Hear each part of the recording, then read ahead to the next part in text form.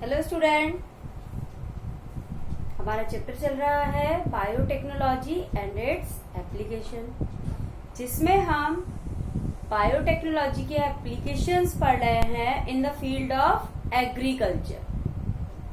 जिसके अंदर हमने पहले बीटी क्रॉप्स के बारे में पढ़ा, उसके बाद हमने जीन साइलेंसिंग का यूज करके पेस्ट रेजिस्टेंस क्रॉप कैसे बना सकते हैं इसके बारे में पढ़ा।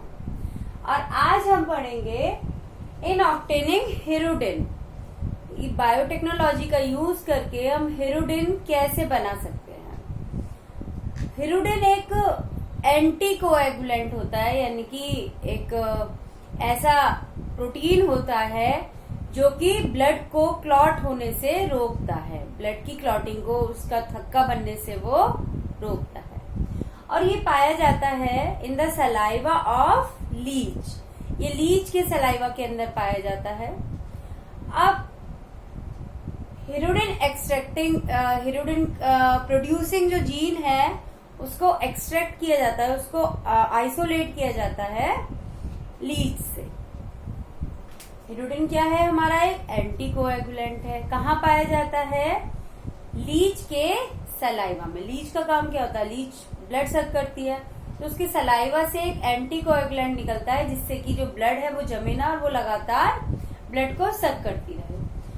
तो ये हिरुडिन ऑब्टेन करने के लिए एक प्रोटीन है, तो जो हमारा लीच है उसके अंदर एक जीन पाया जाता है जो बनाता है ये हिरुडिन। अब इस जीन को आइसोलेट करते हैं लीच से और इसको इंट्रोड्यूस कर देते हैं एक प्लांट के अंदर। हिरुडिन प्रोड्यूसिंग जीन को आइसोलेट किया हमने लीच से, और क्या किया? इसको इंट्रोड्यूस करा एक प्लांट के अंदर, और प्लांट का नाम है Brassica napus. Brassica napus plant के अंदर हमने इस जीन को इंट्रोड्यूस करा दिया। अब ट्रांसक्रिप्शन की और ट्रांसलेशन की प्रोसेस जो लीच के अंदर होती है वो प्लांट के अंदर भी होगी। प्लांट के अंदर ये प्रोसेस होगी ट्रांसक्रिप्शन की और ट्रांसलेशन की, और क्या होगा? हिरुडिन उसके अंदर बनने लगेगा। अब जब ये हिरुडिन प्लांट के अंदर बनेगा तो बनने के बाद ये एक्यूमुलेट हो जाता है सीड्स के अंदर। यानी कहाँ इकट्ठा हो रहा है? ये जो ब्रेसिका नेपस के सीड्स है उनके अंदर ये एक्यूमुलेट होने लगता है। अब ये जो ब्रेसिका नेपस है हमारा ब्रेसिका कंप्रेस्टिस जैसा ही एक प्लांट होता है, यानी इसके जो सीड है उनके अंदर क्या होता है? ऑयल होता है। अब इन सीड से ऑयल निकाल लिया जाता है। ऑयल निकालने के बाद जो ऑयल है उसके अंदर ये हिरुडिन प्रेजेंट होगा। अब इस ऑयल से इस हिरुडिन को अलग कर लिया जाता है। अब हम देखते हैं कि हिरुडिन हम यूज कहाँ करते हैं। हिरुडिन एंटी कोएगुलेंट है, तो जो हमारी पैथोलॉजी लैब्स होती हैं उनके अंदर ब्लड टेस्टिंग होती है, तो ब्लड लेने के बाद कुछ घंटे तक वहां पर प्रिजर्व रखना होता है, जिससे कि वो जमे नहीं, उसको हम टेस्ट कर सके। तो वहां इस हिरुडिन का यूज किया जाता है ब्लड को प्रिजर्व करने में, जिससे कि हमारा ब्लड जमे नहीं और टेस्टिंग के लिए वो प्रॉपर बना रहे। तो हिरुडिन को आइसोलेट कर लेते हैं ऑयल से, और फिर ये हिरुडिन हमारी यूज होती है पैथोलॉजी लैब्स में एज अ ब्लड प्रिजर्वेटिव। एक बार दोबारा से प्रोसेस समझ लेते हैं। हिरुडिन पाया जाता है कहाँ? एंटी कोएगुलेंट है, present in the saliva of leech. Leech के ये सलाइवा के अंदर पाया जाता है। अब हिरुडिन प्रोड्यूसिंग जीन को आइसोलेट कर लिया जाता है, और आइसोलेट करने के बाद इसको इंट्रोड्यूस कर दिया जाता है ब्रेसिका नेपस प्लांट के अंदर। प्लांट के अंदर ट्रांसक्रिप्शन और ट्रांसलेशन की प्रोसेस होती है और हिरुडिन प्लांट के अंदर बनने लगता है। ये हिरुडिन इकट्ठा होता है कहाँ? प्लांट के बीजों के अंदर, और अब उन बीज से ऑयल निकाला जाता है। उस ऑयल के अंदर हिरुडिन प्रेजेंट है।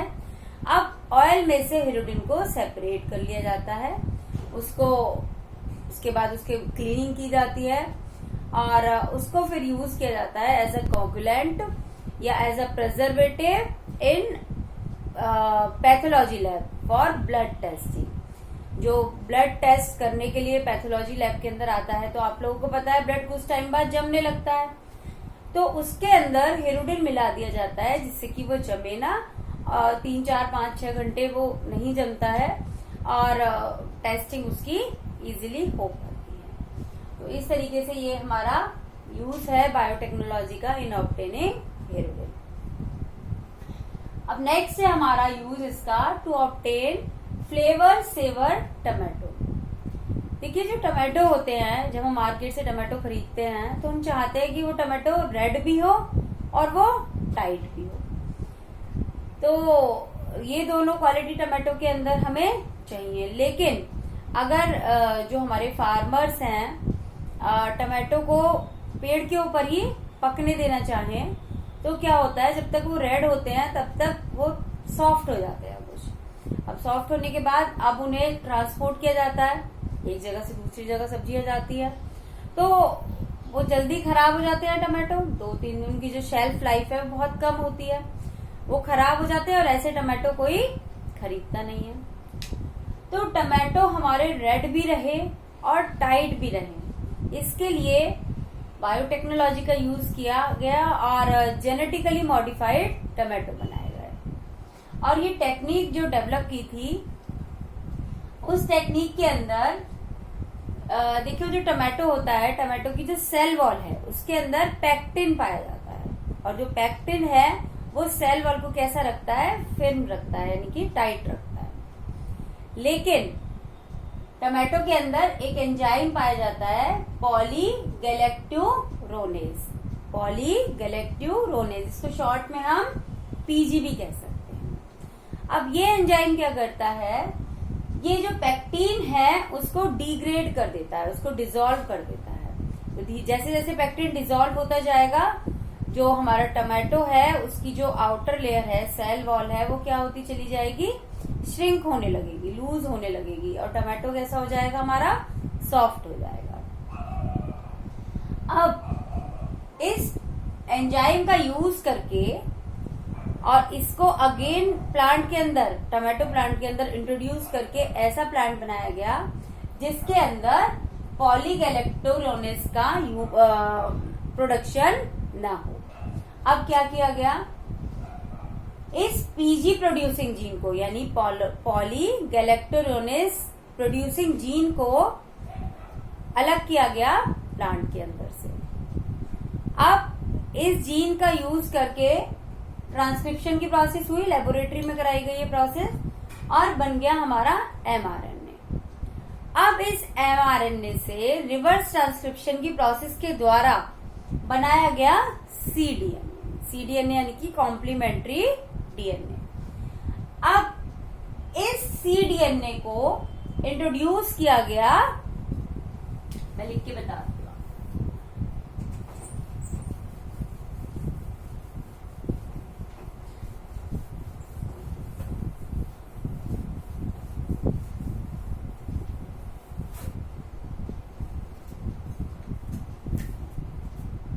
ये है हमारा सीडीएनए।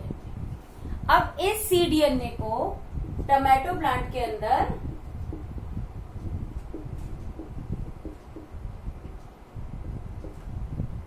इंट्रोड्यूस किया गया। अब टमाटो प्लांट के अंदर क्या है, ये जीन पहले से ही प्रेजेंट है, PG producing gene, PG producing gene, और ये जीन, इसके अंदर भी क्या होगी, ट्रांसक्रिप्शन की प्रोसेस होगी, और क्या बनेगा, हमारा एमआरएनए बनेगा। अब ये एमआरएनए और ये सीडीएनए एक दूसरे के कॉम्प्लीमेंट्री है, क्योंकि दोनों ही कैसे बन रहे हैं, एक ही जीन के द्वारा बन रहे हैं। पीजी प्रोड्यूसिंग जीन ही सीडीएनए बना रहा है और पीजी प्रोड्यूसिंग जीन ही एमआरएनए बना रहा है। तो अब ये जो सीडीएनए है वो जुड़ जाएगा इस एमआरएनए से, और एमआरएनए से जुड़ने के बाद ये इसकी जो ट्रांसलेशन की प्रोसेस है उसको रोक देगा। क्या कर देगा, ये ट्रांसलेशन की प्रोसेस को रोक देगा, यानी कि जीन को क्या कर देगा, साइलेंस कर देगा।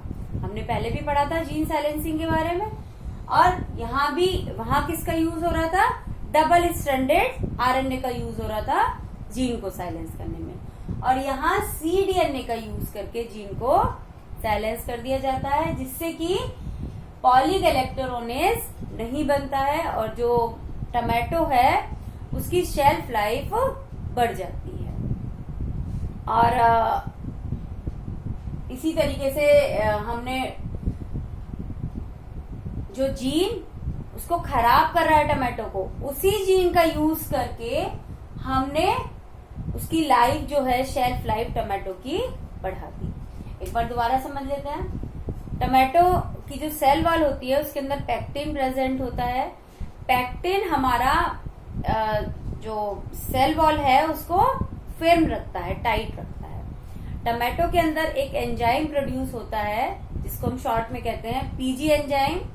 ये एंजाइम पैक्टिन को डिग्रेड कर देता है या डिसॉल्व कर देता है, जिससे कि जो टमाटो की जो आउटर लेयर है वो कैसी होने लगती है, श्रिंक होने लगती है, और जो टमाटर है वो कैसा हो जाता है, ढीला हो जाता है, जिसकी वजह से उसकी जो शेल्फ लाइफ है वो कम हो जाती है। हम मार्केट से जब टमाटो लेने आते हैं तो हम टाइट ही टमाटो लेते हैं, ढीले टमाटो कोई नहीं लेता, तो वो टमाटो क्या होंगे, खराब हो जाएंगे हमारे। तो बायोटेक्नोलॉजी का यूज करके इस पीजी को प्रोड्यूस करने वाले जीन को अलग किया गया, उसके अंदर ट्रांसक्रिप्शन की प्रोसेस कराई गई, जिससे क्या बना, एमआरएनए बना। अब इस एमआरएनए में रिवर्स ट्रांसक्रिप्शन की प्रोसेस कराई गई, जिससे बना हमारा cDNA, कॉम्प्लीमेंट्री डीएनए। अब इस cDNA को इंट्रोड्यूस करा दिया टमाटो प्लांट के अंदर। टमाटो प्लांट के अंदर ये अपनी नेचुरल प्रोसेस चली रही है। यहाँ टमाटो प्लांट है, ये पीजी प्रोड्यूसिंग जीन ने क्या बनाया, एमआरएनए बनाया। अब ये एमआरएनए और cDNA क्या है, एक दूसरे के कॉम्प्लीमेंट्री है, क्योंकि दोनों का ही प्रोडक्शन एक ही जीन के द्वारा हो रहा है। तो ये cDNA जुड़ जाता है एमआरएनए से, और जुड़ने के बाद ये ट्रांसलेशन की प्रोसेस को रोक देता है, जिससे कि पीजी का प्रोडक्शन नहीं होता है और जो टमाटो है उनकी शेल्फ लाइफ बढ़ जाती है। और ये जो पूरी प्रोसेस है ये मैकग्रेगर नाम के एक साइंटिस्ट ने दी थी, मैकग्रेगर।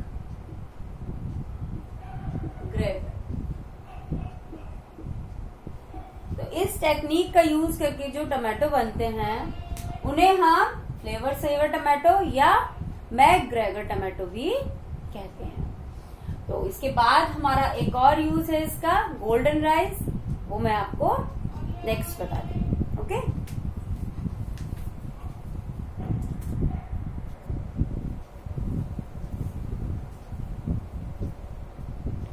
तो हमारा नेक्स्ट एप्लीकेशन है इन प्रोड्यूसिंग गोल्डन राइस।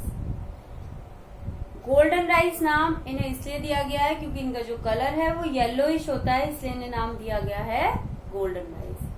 ये जेनेटिकली मॉडिफाइड हमारे राइस होते हैं जो कि रिच होते हैं विटामिन ए के अंदर, जो कि विटामिन ए की डेफिशिएंसी को दूर करते हैं। अब इन्हें कैसे बनाया जाता है, beta carotene producing gene.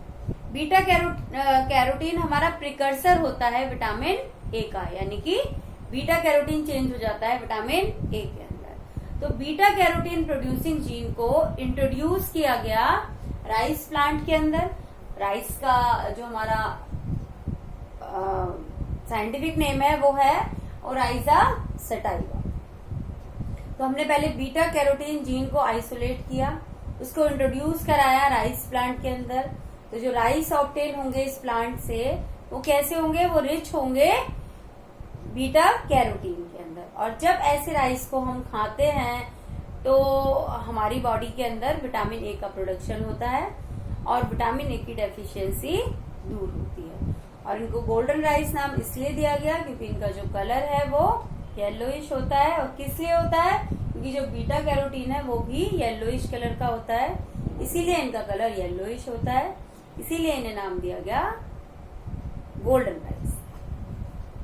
Golden rice के अंदर हमने क्या किया, पहले हमने बीटा कैरोटीन जीन को आइसोलेट किया, उस जीन को हमने इंट्रोड्यूस कराया प्लांट के अंदर। और वो जीन क्या प्रोड्यूस करेगा, बीटा कैरोटीन प्रोड्यूस करेगा प्लांट के अंदर।